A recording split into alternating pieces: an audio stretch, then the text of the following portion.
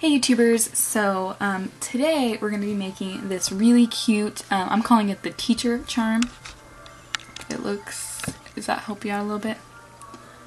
It's a cute little Elmer glue with a little smiley face on it. Of course, you make yours however you want. Whoopsies. Okay, and sometimes I get questions about what exactly am I doing showing you these, and I guess I should explain myself better. Basically, I make charms, all kinds of charms. I'm not a professional, it's kind of like a hobby type thing. And you see this little hook right here, I add those. You bake the polymer clay, it's a durable plastic, and basically after I make the charms that I like, I put them on a bracelet and I sell them or give them away for presents and whatnot.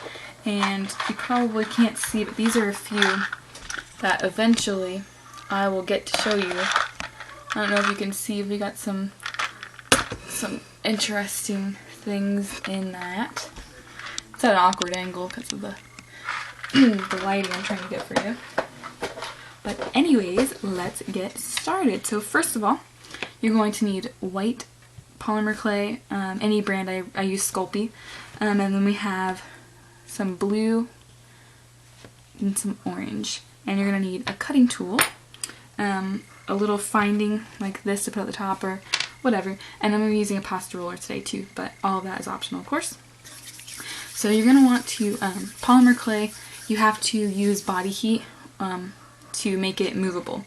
I'm going to take my biggest setting on my little, I don't know if you guys can see it. I don't think I've ever shown it to you guys.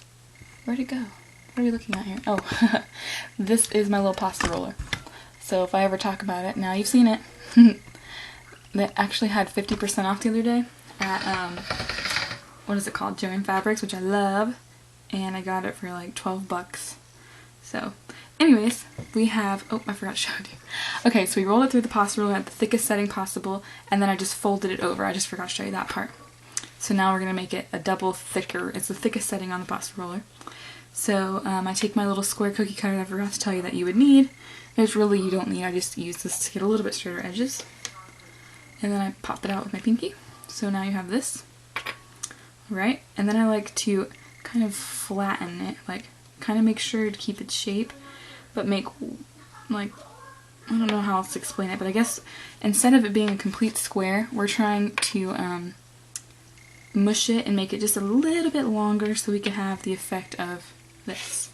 So I like to go like this and push it, and then I like to make sure to flatten out the other sides too, but we're making it a little bit longer so you got something like that. You're going to pick whichever side you don't like, I guess, and you want to kind of push it. Uh-oh, can you see? This is a really strange angle. I'm going to have to start trying to film better, but anyways, so now you have something like that, which is like that. Okay, now what you're going to want to do is you're going to want to cut your little pieces, and we're almost done. This is really, really quick.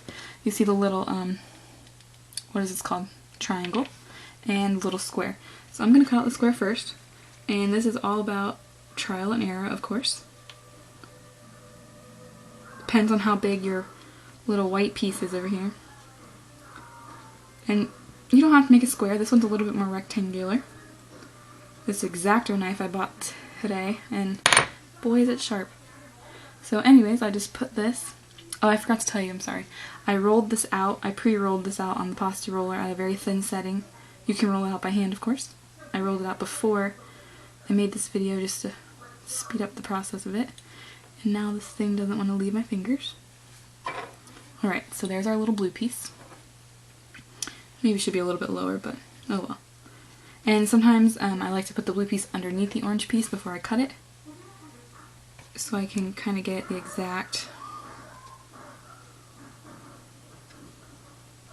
It doesn't have to be perfect. This is your charm or whatever it is that you're using this for.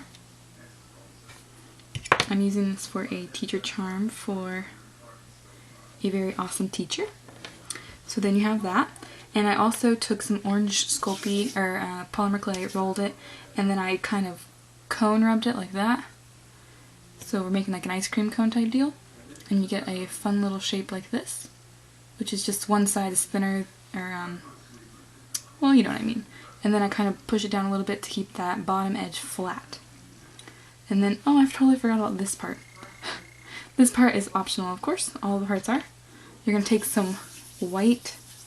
I hope you guys can see. I really need to get some better lighting.